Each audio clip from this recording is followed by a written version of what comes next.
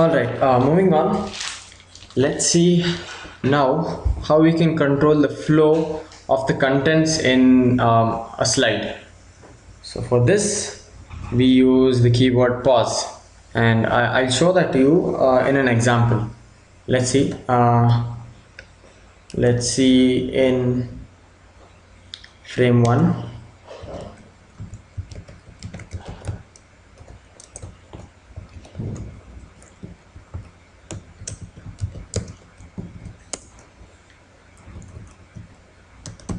Yes, I'll use two words, word 1 and word 2,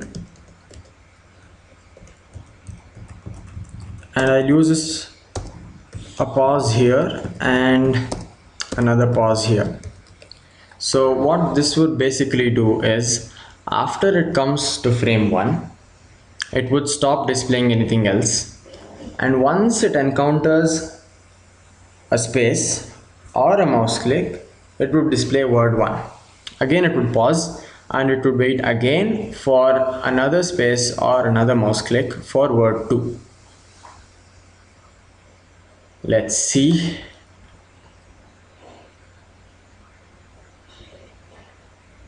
Okay, frame 1, there is nothing displayed now. I'll press the space bar once, word 1, once more, word 2.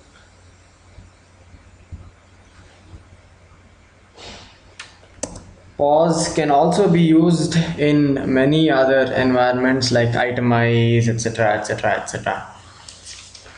Okay, so after that, let's discuss another very important concept. Let's see how to implement columns and blocks in the LaTeX presentation. Basically, what columns are: columns divide the slide vertically into columns, and blocks, they divide the slide horizontally into headed sections. So basically you're splitting the slide. Let's see that with an example. So if I want to split the slide into columns, what I would have to do is, I would have to begin columns, let's say C, and columns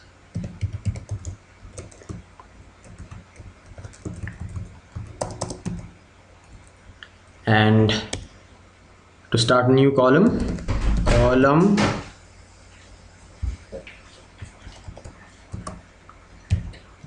let it be half the text width,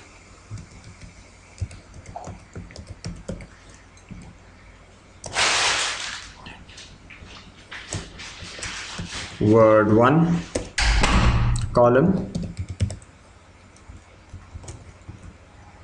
again half the text width,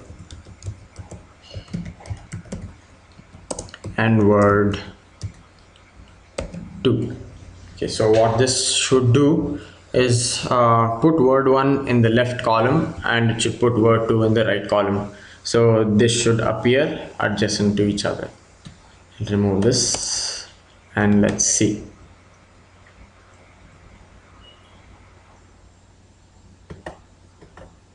Yes, word 1 and word 2 are adjacent to each other.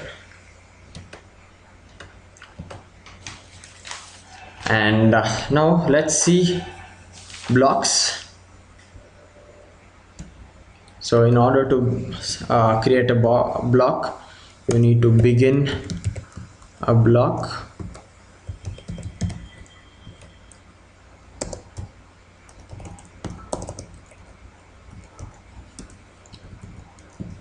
and this is the block name.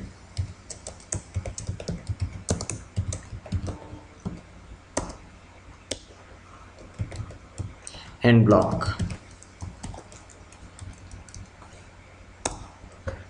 Let's have another block. Let this be block name 2. Word 1,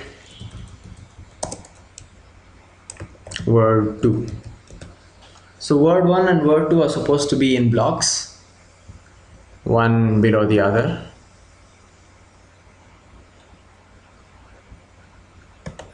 Okay, there's no in columns here. I have to remove this.